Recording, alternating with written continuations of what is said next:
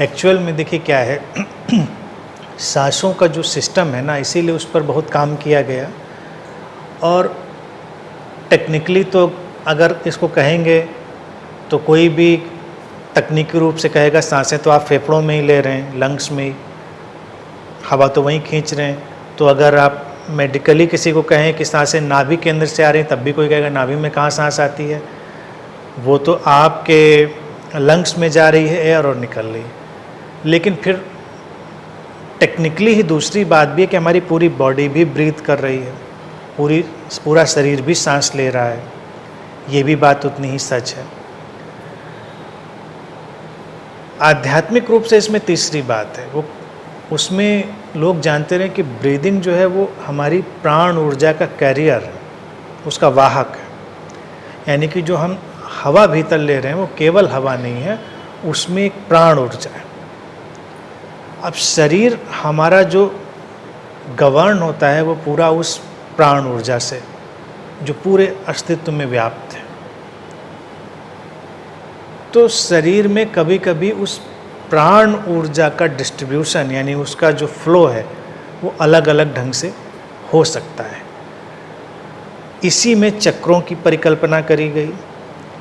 इसी वजह से जो योग और तंत्र में तमाम तरह की परिकल्पनाएं करी गई हैं, वही कारण है।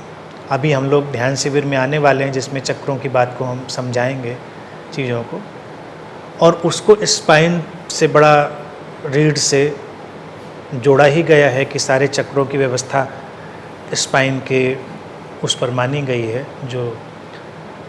तो वो सांसों का फ्लो नहीं है वहाँ पर, सांसें तो जैसे आती हैं वैसे ही आएंगी, वो फ्लो होता है प्राण ऊर्जा का। तो प्राण ऊर्जा का फ्लो कई बार जब हम बहुत मेडिटेटिव हो जाते हैं तो वो हमारी बॉडी में हमको अलग ढंग से महसूस हो सकता है। सांसों पर देखिए, जब कोई बहुत अवेयर होगा तो क्या होगा, सांसें कई बार पीछे छूटेंगी और जो सांसों की भी एक व्यवस्था है जो कैरियर की है उनकी, तो हम उसकी तरफ मुड़ेंगे और फिर सूक्ष्म तत्व जो ब्रीदिंग का है सांसों का, प्राण ऊर्जा, उस पर मुड़ जाएंगे। वो एक बहुत बड़ी सफलता एक साधक के लिए, मेडिटेटर के लिए है, क्योंकि सांसें तो बहुत स्थूल हैं, हवा जैसी हैं, यानी हवा ही सांस है, लेकिन उसका जो सूक्ष्म हिस्सा प्राण का है वो महत्वपूर्ण है। तो मेडिटेटिवली हम उसको ही पकड़ लेते हैं, फिर उसका डिस्ट्रीब्यूशन जो है वो शरीर में वो अलग ढंग से होता है। और स्पाइन में हो सकता है, क्योंकि जो व्यवस्था है सारे योगियों ने, इन सारे लोगों ने उसको वैसे ही अनुभव किया। हमेशा लोगों ने अनुभव किया कि जैसे रीढ़ से कोई ऊर्जा, कोई चीज़ ऊपर जा रही है, सारे डिस्क्रिप्शन ऐसे मिलते हैं। तो उसके बहुत डिटेल में अभी नहीं जाएंगे, उसको हम लोग प्रैक्टिकल प्रयोग करेंगे। लेकिन बात यह है कि अगर हम ब्रीदिंग पर बहुत अवेयर बने रहेंगे, महसूस करते रहेंगे, तो वो टूटेगी स्थूल और सूक्ष्म में। स्थूल हिस्सा उसका ये ऑक्सीजन का लेने वाला और हवा को लेने छोड़ने वाला बनेगा, और सूक्ष्म हिस्सा उसका प्राण ऊर्जा का। जो ये हवा का धक्का है, ऑक्सीजन का धक्का, ये तो नाभि केंद्र तक हमको महसूस हो सकता है, लेकिन जो प्राण का हमारे अंदर धक्का है जो ब्रीदिंग के थ्रू आता है, वो हमको कहीं भी, स्पाइन तो सबसे इम्पॉर्टेंट है, लेकिन वो कहीं भी महसूस हो सकता है शरीर में, क्योंकि शरीर में उसका डिस्ट्रीब्यूशन ही, उसका जो विचरण है वही सारे अंतर लाता है। तो वो एक अलग प्रक्रिया है, लेकिन वो वैसा होता है।